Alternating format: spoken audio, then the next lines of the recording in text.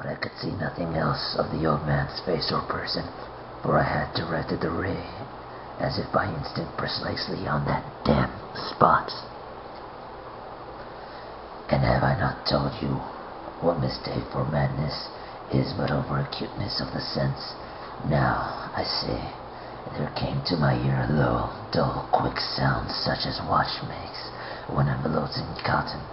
I knew the sound well, too. It was the beating of the old man's heart.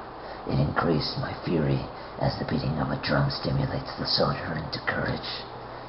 But even yet I refrained and kept still. I scarcely breathed. I held the lantern motionless. I tried to steadily. I could maintain the ray upon the eve. Meantime, the hellish tattoo of the heart increased. It grew quicker and quicker, and louder every instant. The old man's terror must have been extreme. It grew louder, I say, louder every moment.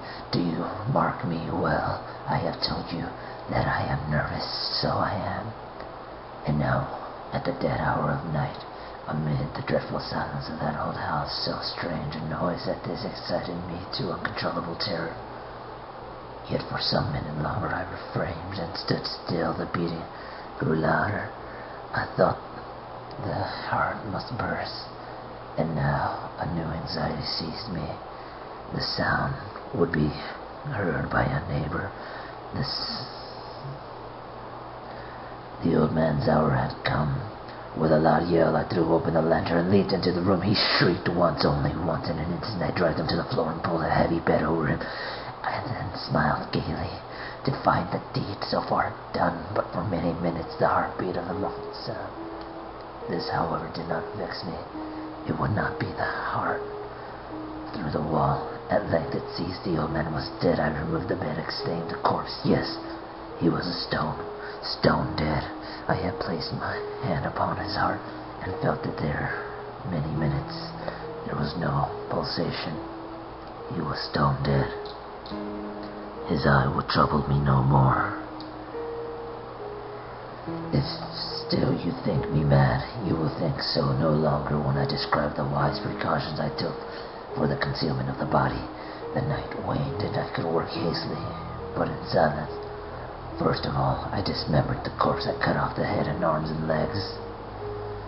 I then took up 3 planks from the floor of the chamber and deposited it all between the scantlings.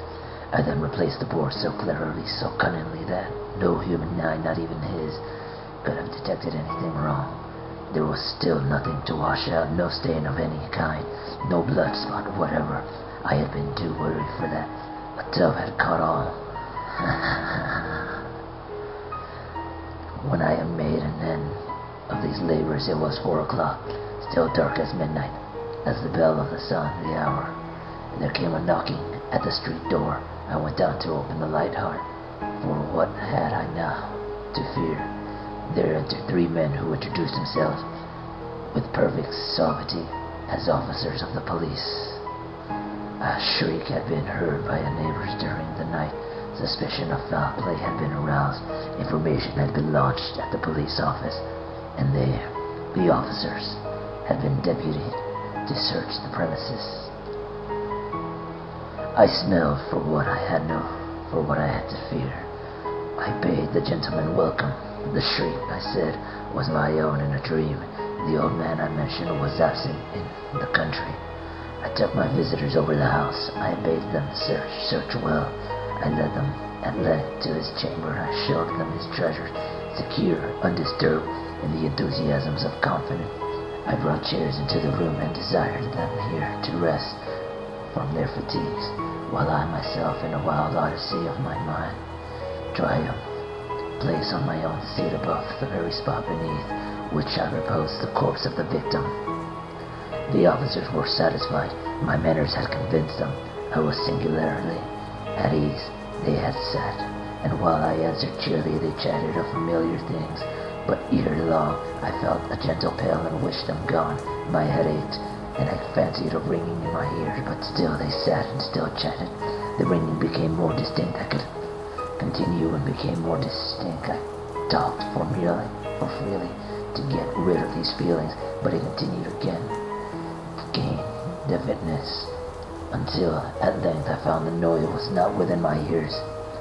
No doubt I now grew very pale, but I talked more fluently and with a heightened voice, yet the sound increased, and what could I do?